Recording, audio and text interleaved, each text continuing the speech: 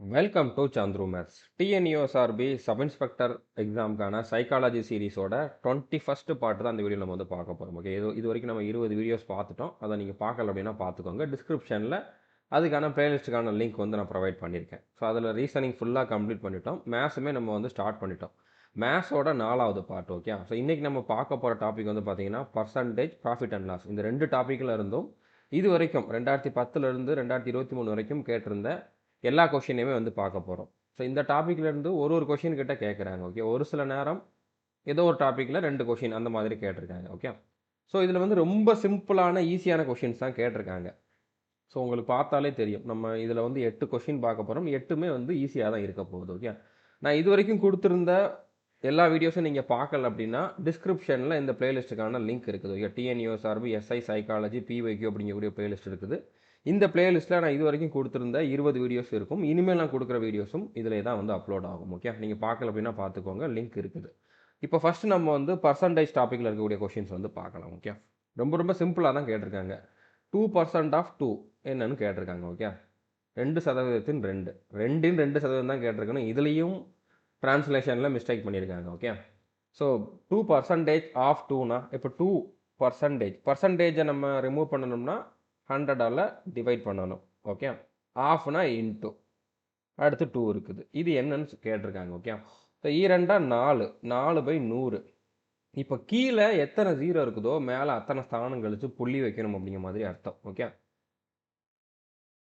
கீழே 2 0 இருக்குது, அப்போ மேலே 2 ஸ்தானம் கழிச்சு புள்ளி வைக்கணும். ஓகே, இப்போ 4 அடுத்து அதுக்கு முன்னால் ஒரு 0 போட்டு புள்ளி வச்சோம்னா 2 ஸ்தானம் கழிச்சு புள்ளி வச்ச மாதிரி வந்துடும். ஓகே, அப்போ 0.04 அப்படிங்கிறது தான் கரெக்டான ஆன்சராக இருக்கும். ஓகே, இதுவே கீழே 10 இருந்துருந்துச்சுன்னா 0.4 இருந்திருக்கும். 1000 இருந்துருந்துச்சுன்னா 0.004 இருந்திருக்கும். ஓகே, கீழே எத்தனை 0 இருக்குதோ அத்தனை ஸ்தானம் கழிச்சு நம்ம புள்ளி வைக்கணும். ஓகேவா, அடுத்த கொஸ்டின் பாருங்க. இதுவே சிம்பிளான கொஸ்டின் தான். If 80 is added to 80% of a number gives the same number, what is that number? Okay, இதே மாதிரி 2 கொஸ்டின் கேட்டிருக்காங்க. சிம்பிளான கொஸ்டின் தான். ஓர் எண்ணின் 80%-உடன் 80ஐ கூட்டும் போது அதே எண் கிடைக்கிறது. அந்த எண் என்ன?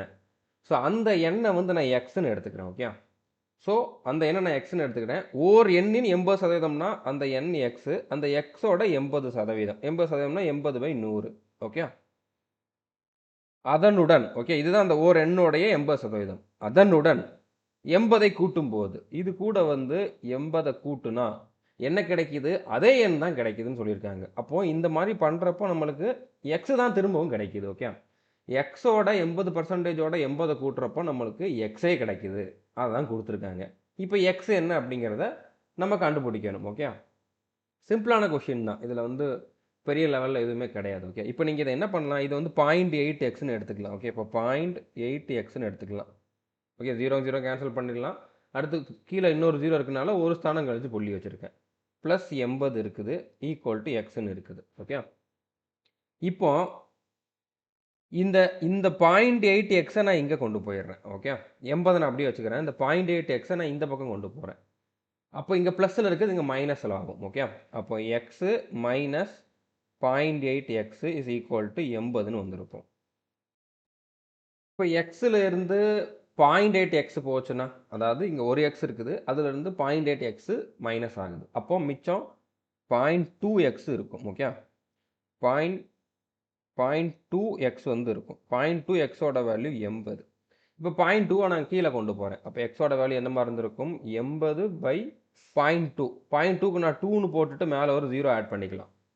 அதான் என்ன பண்ணியிருக்கோம்னா, இப்போ 80/0.2ன்னு இருந்திருக்குமா, மேலேயும் கீழேயும் 10ஆல் மல்டிபிள் பண்ணுறேன். அப்போ இது 2 ஆயிரும், மேலே 800 ஆயிரும். அதை தான் இங்கே பண்ணியிருக்கேன். இதை கேன்சல் பண்ண அப்படின்னா 400ன்னு வந்திருக்கும். ஸோ 400 அப்படிங்கிறது தான் கரெக்டான ஆன்சர். ஓகே, சிம்பிளான கொஷின் தான். நான் உங்களுக்கு புரியணும் அப்படிங்கிறதுக்காக ஸ்டெப் பை ஸ்டெப்பாக எழுதியிருக்கேன், அவ்வளோதான். மற்றபடி ரொம்ப ரொம்ப சிம்பிளான கொஷின். இதுவும் அதே மாதிரி சேம் கொஷின் தான், நம்பர் மட்டும் வேறு. Okay, if we get the same number on adding 32 into the 80% of a number, then which will be that number? Okay, ஒரு எண்ணின் 80%-உடன் எண் 32ஐ சேர்த்தால் அதே எண் கிடைக்குமானால் அந்த எண் என்னன்னு கேட்டிருக்காங்க. ஸோ ஒரு எண் அப்படிங்கிறது நம்ம எக்ஸ்ன்னு எடுத்துக்கலாம். ஓகே, ஸோ எக்ஸோட 80%னா 80/100. இதோட நம்ம 32 கூட்டணும் அப்படின்னா நம்மளுக்கு அதே நம்பர் தான் கிடைக்குது. எக்ஸே தான் கிடைக்குது. அப்போ எக்ஸ் என்னன்னு கேட்டிருக்காங்க. ஓகே. ஸோ அதே மாதிரி தான். இப்போ இங்கே 0.8 இருக்கும். இங்கே கொண்டு போனோம்னா மைனஸ் ஆகும். அப்போ 0.2 தான் 0.2 எக்ஸ் தான் மிச்சம் இருக்கும். ஓகே. அதாவது 32 = 0.2 எக்ஸ்ன்னு இருக்கும். ஓகே. இவ்வளோ தான் நீங்கள் பண்ணணும் எக்ஸாம்லேயுமே. ஓகே. நான் இந்த ஸ்டெப்புக்கு வந்துட்டேன் டேரெக்டாக. ஸோ புரிஞ்சுட்டு பண்ணிக்கிறேன். நான் உங்களுக்கு லாஸ்ட் கொஸ்டினில் தான் உங்களுக்கு எக்ஸ்பிளைன் பண்ணியிருக்கேன். அதாவது என்ன பண்ணியிருக்கோம்னா இங்கே 0.8 இருக்கும். 0.8 எக்ஸ் இங்கே வர்றப்போ மைனஸ் ஆகும். ஸோ எக்ஸ்லேருந்து 0.8 எக்ஸ் போணுச்சுன்னா மிச்சம் 0.2 எக்ஸ் இருக்கும். அதை தான் பண்ணியிருக்கேன்.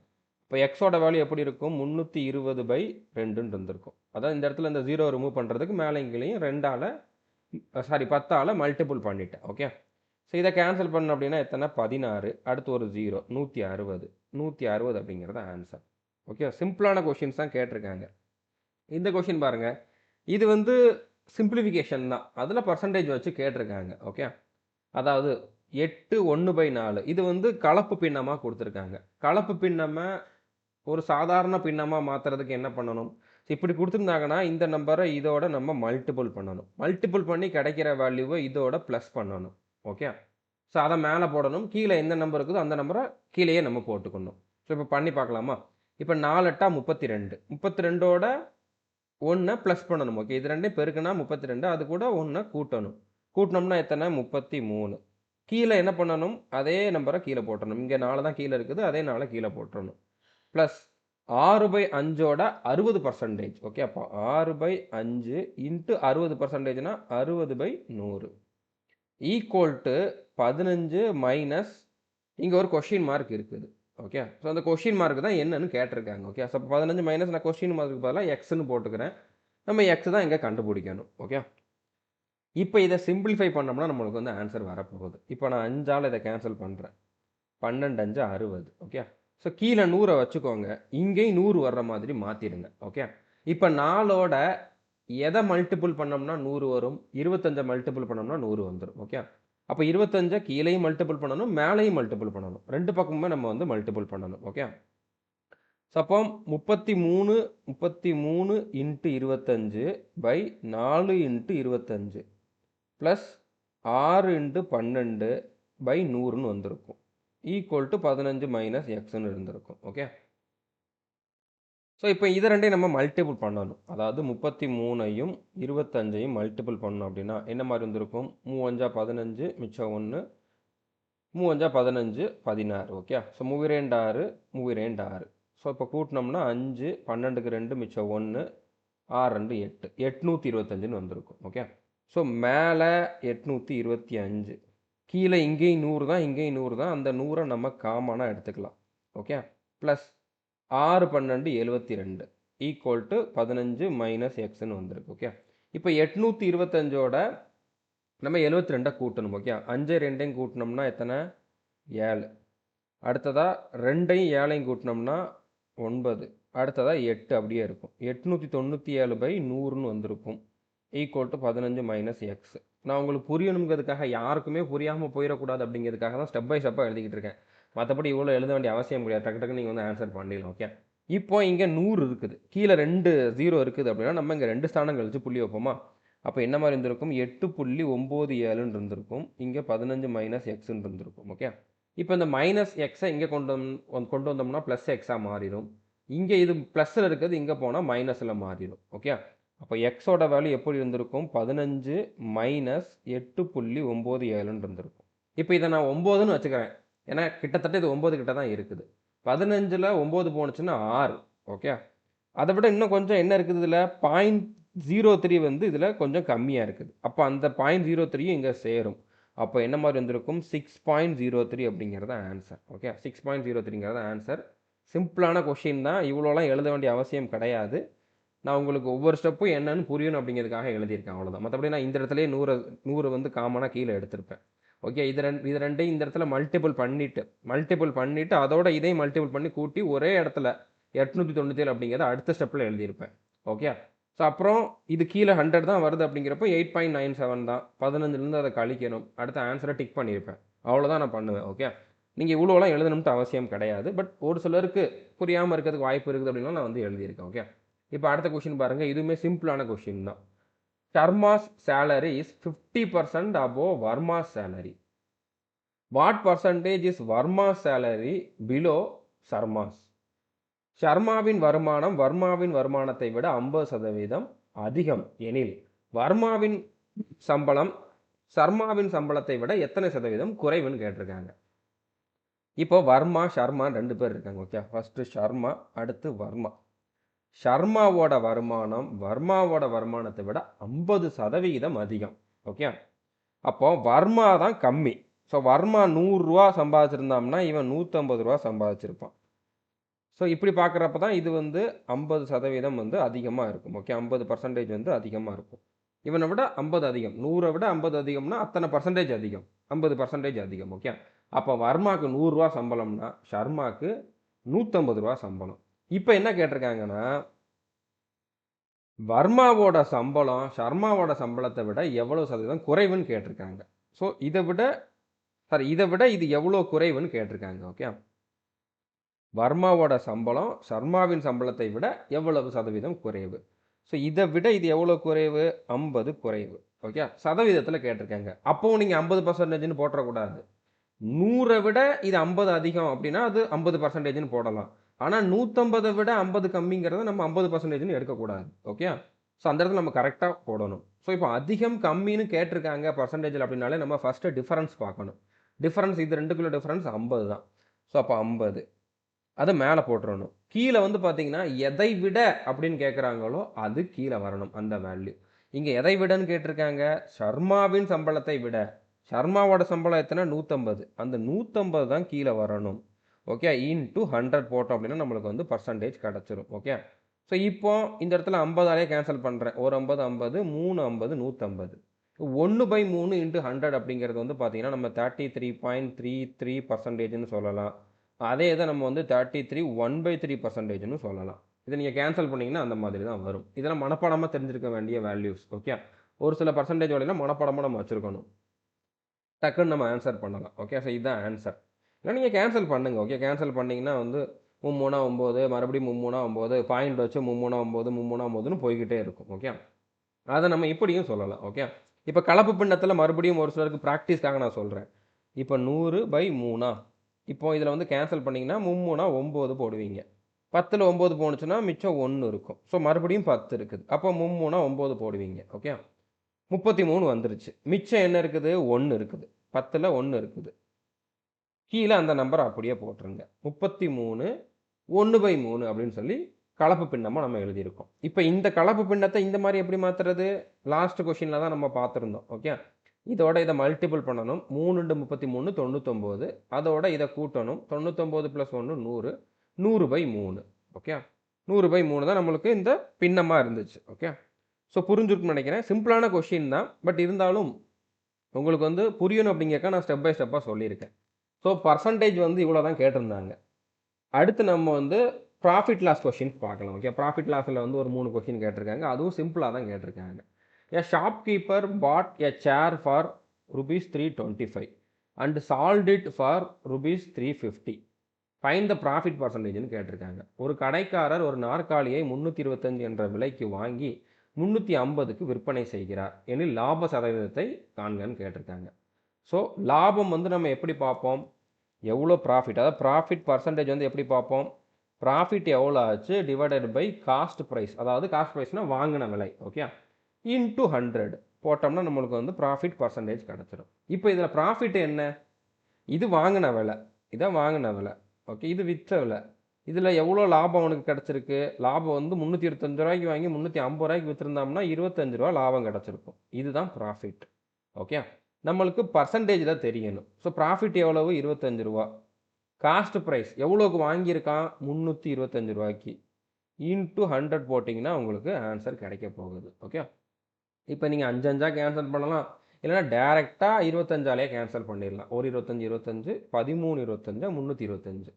இப்படி டேரெக்டாக பண்ண முடியாதவங்க ஃபஸ்ட்டு 5ஆல் பண்ணுங்கள், மேலேயும் கீழேயும். மறுபடியும் இன்னொரு வாட்டி 5ஆல் பண்ணுங்கள், கீழே வந்து 13 வந்துடும். ஓகே, ஸோ இப்போ இங்கேயும் கலப்பு பின்னம் தான். இந்த கலப்பு பின்னத்தில் மாற்றுறது உங்களுக்கு கண்டிப்பாக தெரிஞ்சிருக்கணும். இப்போ மேலே வந்து 100 இருக்குது, கீழே 13 இருக்குது. ஓகே, இதை நம்ம கேன்சல் பண்ணணும். கேன்சல் பண்ணோம்னா இப்போ 7 13 91. ஓகே, 7 13 91. இப்போ நான் இதை வந்து 13ஆல் தான் கேன்சல் பண்ணி ஆகணும்.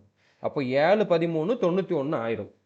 100ல் 91 போயிடும். மிச்சம் எத்தனை இருக்குது? மிச்சம் 9 இருக்குது. அந்த 9 மேலே போடுங்க, கீழே 13 போடுங்க. ஓகே, பர்சன்டேஜ் அவ்வளோதான். 7 9/13% அப்படிங்கிறது தான் கரெக்டான ஆன்சராக இருக்கும். ஓகே, ஸோ 7 9/13 அப்படிங்கிறது தான் கரெக்டான ஆன்சர். ஸோ புரிஞ்சிருக்குன்னு நினைக்கிறேன். அடுத்த கொஸ்டின் பாருங்க. இது கொஞ்சம் நம்ம யோசிச்சு ஆன்சர் பண்ணணும். Okay, a pen cost ₹7 each, a scale cost ₹5 each. X pens ₹38 on these stationaries. The number of pens purchased is கேட்டிருக்காங்க. ஒரு பேனாவின் விலை 7, ஒரு அளவுகோலின் விலை ₹5. எக்ஸ் என்பவர் ₹38க்கு இந்த இரண்டையும் வாங்கினார். அவர் வாங்கிய பேனாக்கள் எத்தனை? இந்த இரண்டையும்னா ஒரு பேனா ஒரு அளவுகோலை மட்டும் அவன் வந்து ₹38 வாங்கலை. எத்தனையோ பேனா வாங்கியிருப்பான், எத்தனையோ அளவுகோல் வாங்கியிருப்பான். ஆனால் மொத்தமாக அவன் வந்து ₹38 செலவு பண்ணியிருக்கான். ஓகே, ஸோ இதில் என்ன கேட்டிருக்காங்கன்னா, அவன் எத்தனை பேனா வாங்கியிருப்பான்னு கேட்டிருக்காங்க. அது எப்படி சொல்ல முடியும் அப்படிங்கிற மாதிரி நீங்கள் யோசிக்கலாம். நிறைய பேர் வந்து டேட்டா இன்எடுகேட் அப்படிங்கிறத போட்டுட்டு போயிருக்கிறதுக்கு வாய்ப்பு இருக்குது. ஆனால் ஆப்ஷனை வச்சு நம்ம ஆன்சரை கண்டுபிடிக்கலாம் இதில். ஓகே, இப்போ இந்த 38 எப்படி வந்திருக்கும்? ஒரு பேனா ₹7. அவன் எக்ஸ் நம்பர் ஆஃப் பேனா வாங்கியிருக்கான்னு வச்சுக்கோங்க, இல்லைனா பீனே வச்சுக்கிறான். 7 × 7 பீன்னு வச்சுக்கலாம். ஓகே, இத்தனை பேன் வந்து வாங்கியிருக்கான். 7 × P ப்ளஸ் ஒரு அளவுகளோடைய விலை, ஒரு ஸ்கேலோட விலை வந்து பார்த்தீங்கன்னா ₹5. So 5S 5 × S is equal to 38ன்னு வந்திருக்கும். ஓகே, இங்கே Pங்கிறது எத்தனை பெண்ணை குறிக்கும், Sங்கிறது எத்தனை ஸ்கேல் அப்படிங்கிறத குறிக்கும். ஓகே, இப்போ இந்த இடத்துல வந்து நம்ம ஆப்ஷனை வச்சு பார்க்கலாம். இப்போ ஃபஸ்ட்டு வந்து ஏங்கிற ஆப்ஷன் வச்சு பார்க்கலாம். ஏங்கிற ஆப்ஷனில் வந்து பார்த்தீங்கன்னா ஏ ஆப்ஷன் கரெக்டாக இருந்துருந்துச்சுன்னா பென் வந்து 2ன்னு இருந்திருக்கும். ஓகே, எத்தனை பென் வாங்கியிருந்தோம் தானே கேட்டிருக்காங்க. ஸோ 2 பேனா வாங்கியிருந்தாங்கிறத நம்ம எடுத்துக்கிட்டோம் அப்படின்னா இந்த இடத்துல 7 2 14ன்னு வந்திருக்கும். 7 2 14ன்னு வந்திருக்கும். ப்ளஸ் இங்கே வந்து பார்த்தீங்கன்னா 5Sன்னு இருந்திருக்கும். இது 38. ஓகே, இப்போ என்ன பண்ணணும்னா இந்த 14 வந்து 38லேருந்து கழிக்கணும். இங்கே ப்ளஸில் இருக்கிறதுக்கிட்ட போனால் மைனஸில் தானே போகும். அப்போது 5Sோட வேல்யூ வந்து பார்த்தீங்கன்னா 38லேருந்து 14 போனுச்சுன்னா மிச்சம் என்ன இருந்திருக்கும்? 24 இருந்திருக்கும். இப்போ நம்ம என்ன செக் பண்ணணும் அப்படின்னா இந்த எஸ்ஸோட வேல்யூ வந்து நம்மளுக்கு ஒரு முழு எண்ணாக வரணும். ஏன்னா எஸ்ஸுங்கிறது எண்ணிக்கையை குறிக்குது. அவன் உடச்சி வாங்கலை, 1.5 ஸ்கேல் வாங்கினா 2.25 ஸ்கேல் வாங்கினான்னு சொல்ல முடியாது. ஃபுல்லாக ஒரு ஸ்கேல் வாங்கியிருப்போம். ஒரு ஸ்கேலோட விலை ₹5 தான். ஓகே, அப்போது இந்த இடத்துல வந்து 24/5 போடுறப்போ அது கம்ப்ளீட்டாக டிவைட் ஆகணும். ஆனால் இங்கே கம்ப்ளீட்டாக ஆகுதா? கம்ப்ளீட்டாக ஆகலை. 4 புள்ளி சம்திங்ன்ட்டு வரும். ஓகே, 4.8ன்ட்டு வரும். பட் 0.8லலாம் நம்ம ஸ்கேலை வாங்க மாட்டோம். 4.8 ஸ்கேல் வாங்கினோம்ட்டு சொல்ல மாட்டோம். 4 ஸ்கேல் வாங்கணும்னா 5 ஸ்கேல் வாங்கினோம்ட்டு சொல்லுவோம். ஸோ இதை தான் நம்ம செக் பண்ணணும். ஓகே, இப்படி செக் பண்ணுறப்போ எந்த இடத்துல இந்த நம்பர் 5ஆல் கம்ப்ளீட்டாக டிவைட் ஆகிற மாதிரி வருதோ, அதாவது இந்த இடத்துல நம்பர் ஆஃப் பேனாவை வந்து இந்த 7ஓட மல்டிபிள் பண்ணிவிட்டு அந்த வேல்யூவை நம்ம 38லேருந்து கழிக்கிறப்போ கிடைக்கிற ஒரு வேல்யூ இருக்கும்ல, அந்த வேல்யூ வந்து 5ஆல் டிவைட் ஆகணும். அப்படி 5ஆல் டிவைட் ஆயிடுச்சு அப்படின்னா அப்போ கண்டிப்பாக அது வந்து ஆன்சராக இருக்கிறதுக்கு வாய்ப்பு இருக்குது. ஏன்னா பேனா வாங்கினது போக மிச்ச காசுக்கு அவன் வந்து ஸ்கேல் வாங்கியிருக்கான். ஸோ மிச்ச காசுக்கு வாங்கியிருக்கான் அப்படிங்கிறப்போ அது கண்டிப்பாக 5ஆல் டிவைட் ஆனால் தான் நம்மளுக்கு வந்து இந்த ₹38 கம்ப்ளீட்டாக செலவாகிருக்கும். ஓகே, பாயிண்ட்லலாம் வரக்கூடாது. ஸோ அதை தான் நம்ம செக் பண்ணணும். அப்போ ஏங்கிற ஆப்ஷன் வந்து ஆன்சர் கிடையாது. ஓகே, இப்போ பி வந்து 3ங்கிற ஆன்சர் வந்து கொடுத்துருக்காங்க. ஸோ அப்போ நம்ம வந்து இந்த இடத்துல என்ன பண்ணணும்? இந்த இடத்துல வந்து Pக்கு பதிலாக 3 போட்டு பார்க்கணும். Pக்கு பதிலாக 3 போட்டிங்கன்னா 7 3 21. ஓகே, இங்கே என்ன இருக்குது? 38 இருக்குது. 38லேருந்து 21 கழிக்கணும். இது ரெண்டுக்குள்ளே டிஃபரன்ஸ் பார்த்தீங்கன்னா 17. 17 வந்து 5ஆல் டிவைட் ஆகுமா? ஆகாது. நம்ம என்ன பண்ணணும்? 5ஆல் இந்த டிவைட் ஆகுதான்னு தானே பார்த்தோம். 5ஆல் டிவைட் ஆகுதான்ட்டு பார்க்கணும். டிவைட் ஆகுது அப்படின்னா அது ஆன்சராக இருக்கலாம். ஆனால் டிவைட் ஆகலை, அப்போ இதுவும் ஆன்சர் கிடையாது. ஓகே, அடுத்ததான் 4ன்னு போட்டு பார்க்கலாம். ஓகே, சியில் வந்து பார்த்தீங்கன்னா 4ன்னு கொடுத்துருக்காங்க. Pக்கு பதிலாக 4 போட்டோம் அப்படின்னா 7 4 28. இங்கே வந்து எத்தனை? 38. டிஃப்ரென்ஸ் பார்த்தோம் அப்படின்னா 10. மிச்சம் ₹10 இருக்குது. அந்த ₹10 வந்து அவன் 5ஆல் டிவைட் பண்ணால் 2ங்கிற ஆன்சர் கிடைக்குது. அந்த ₹10 அவன் 2 ஸ்கேல் வாங்கியிருப்பான். ஓகே, ஸோ இந்த மாதிரி டிவைட் பண்ணுறப்ப நம்மளுக்கு ஒரு முழு எண் கிடைக்கணும். அப்போ இந்த இடத்துல கிடைக்குது. ஓகே. இந்த இடத்துல ரூ. 28 வந்து அவன் பென்னுக்கும், மிச்சம் இருக்கக்கூடிய ரூ. 10 ஸ்கேலுக்கும் செலவு பண்ணாம நம்ம கரெக்ட்டா பிரிக்க முடியும் இந்த ரூ. 38. அப்போ இதுதான் ஆன்சர். ஓகே. ஒருவேளை இப்படி 2 ஆப்ஷன் வருதுன்னா, அப்படி குடுக்க மாட்டாங்க. அப்படி 2 குடுத்திருந்தா, இங்க வந்து வேற ஒரு ஆப்ஷன் குடுத்திருப்பாங்க. இல்லன்னா ஏதாச்சும் ஒரு எக்ஸ்ட்ரா ஹிண்ட் குடுத்திருப்பாங்க. ஓகே. 1 தான் வர்ற மாரி குடுத்திருக்காங்க. இந்த இடத்துல ஆன்சர் இருக்குது. இப்படி பிரிக்க முடியும் அப்படிங்கிற மாதிரி ப்ரூஃப் இருக்குது அப்படிங்கிறப்போ, இத தான் நம்ம வந்து சூஸ் பண்ணணும். ஓகே. ஸோ புரிஞ்சிருக்கும்னு நெனைக்கிறேன். அடுத்த கொஸ்டின் பாருங்க. இதுவும் ஒரு சிம்பிளான கொஸ்டின் தான். ஒரு பொருளை 20% லாபம் வைத்து 180க்கு விற்கும்போது, அப்பொருளின் விலை என்னன்னு கேட்டிருக்காங்க. இத நம்ம எப்படி சால்வ் பண்ணலாம்? இப்ப 20% 20% நம்ம எப்படி எழுதலாம்? 20/100ன்னு எழுதலாம். ஓகே. இத கேன்சல் பண்ணீங்கன்னா 0 0 கேன்சல் ஆகும். 2ஆல கேன்சல் பண்ணீங்க அப்படின்னா, ஓரன் 2 ஐ 2 10. 1/5ன்ட்டு வரும். 1/5ன்ட்டு வரும். எப்பவுமே இந்த மாரி ப்ராஃபிட் லாஸ்ல கீழ இருக்கிற நம்பர் வந்து பார்த்தீங்கன்னா, காஸ்ட் பிரைஸ் அதாவது வாங்குன விலைய குறிக்கும். மேல இருக்கிறது வந்து ஒண்ணு ப்ராஃபிட் இல்லன்னா லாஸ குறிக்கும். ஓகே. இந்த இடத்துல வந்து லாபம் தான். அப்ப இந்த இடத்துல வந்து ப்ராஃபிட்ட தான் குறிக்குது. ஓகே. இந்த இடத்துல வந்து ப்ராஃபிட்ட தான் குறிக்குது. அப்போ இந்த இந்த இந்த பெர்சன்டேஜ் வேல்யூ மட்டும் வச்சு நம்ம வந்து ஒரு பின்னத்த உருவாக்க முடியும். அத டிவைடட் பை 100 போட்டு ஒரு பின்னத்த உருவாக்க முடியும். ஸோ அந்த பின்னம் படி பார்த்தா ரூ. 5க்கு வாங்கி ரூ. 1 லாபம் வச்சு வித்திருக்கான். அப்போ அந்த ரூ. 1 லாபத்த சேர்த்தா 5 + 1 ரூ. 6க்கு வித்திருப்பான். இது செல்லிங் பிரைஸ்.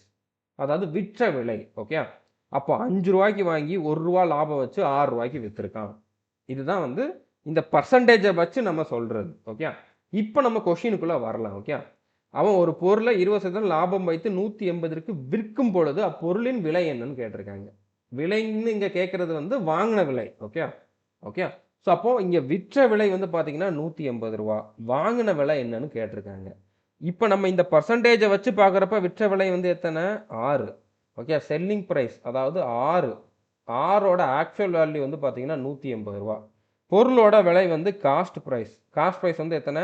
5. 5ஓட வேல்யூ என்னன்னு கேட்டிருக்காங்க. ஓகே. ஸோ என்ன குடுத்துருக்காங்க? 180 குடுத்துருக்காங்க. அது எதுக்கு குடுத்துருக்காங்க? 6க்கு குடுத்துருக்காங்க. நம்ம எதுக்கு கண்டுபிடிக்கணும்? 5க்கு கண்டுபிடிக்கணும். 6ஆல கேன்சல் பண்ணீங்க அப்படின்னா 3 6 18 அடுத்து ஒரு 0 இருக்குது. 3 5 15 அடுத்து ஒரு 0. ஸோ ரூ. 150 அதோட வாங்குன விலையா இருக்கும். ஓகே. சிம்பிளான கொஸ்டின் தான். ஸோ புரிஞ்சிருக்கும்னு நெனைக்கிறேன். நம்ம அடுத்த வீடியோல மென்சுரேஷன் அந்த மாரி அடுத்தடுத்த டாபிக் வந்து பார்க்கலாம். எல்லாமே நம்ம ப்ரீவியஸ் இயர்ல கேட்டிருந்த கொஸ்டின்ஸ தான் ஒன் பை ஒன்னா பார்த்துக்கிட்டு இருக்கோம். முடிஞ்ச அளவு இந்த வீடியோஸ வந்து நீங்க ஷேர் பண்ணுங்க. உங்களுக்கு கண்டிப்பா மத்தவங்க டீச் பண்றத விட இது ஈஸியா இருக்குது. கண்டிப்பா இது உங்களுக்கு புரியுது, யூஸ்ஃபுல்லா இருக்கும்னு நம்புனீங்க அப்படின்னா, முடிஞ்ச அளவு உங்களோட ஃபிரெண்ட்ஸ் கிட்ட வந்து இந்த வீடியோஸ் எல்லாமே ஷேர் பண்ணுங்க. ஏன்னா நம்ம மேத்ஸ் முடிச்சதுக்கப்புறம் இங்கிலீஷுமே பார்க்க போறோம். அதுக்கப்புறம் புக் பேக் கொஸ்டினுமே பார்க்க போறோம். அப்படின்னா இந்த சீரிஸ் வந்து கன்டின்யூ ஆகுறது வந்து உங்க கையில தான் இருக்குது. நெறைய பேர் வந்து இத ஃபாலோ பண்ணா தான் என்னால கன்டின்யூ பண்ண முடியும். இல்லன்னா மத்த எக்ஸாமுக்கு நான் டீச் பண்ணிக்கிட்டு இருக்கேன். அத நெறைய பேர் எக்ஸ்பெக்ட் பண்ணிக்கிட்டு இருக்காங்க. ஸோ அத தாண்டி இதுக்கு நான் இம்பார்ட்டன்ஸ் குடுக்கணும் அப்படின்னா, நான் குடுக்குற வீடியோஸ்க்கு நீங்க இம்பார்ட்டன்ஸ் குடுக்கணும். ஓகே, உங்களுக்கு இது தேவை அப்படின்னு நீங்க வந்து நம்புனா தான் என்னால குடுக்க முடியும். ஓகே. ஸோ அத நான் எப்படி தெரிஞ்சுக்கிறது? இதுல எவ்வளோ வியூஸ் வருது அப்படிங்கிறத வச்சு தான் தெரிஞ்சுக்க முடியும். அதனால முடிஞ்ச அளவு நீங்க இத கன்டினியூஸா பாருங்க. முடிஞ்ச அளவு ஷேர் பண்ணுங்க.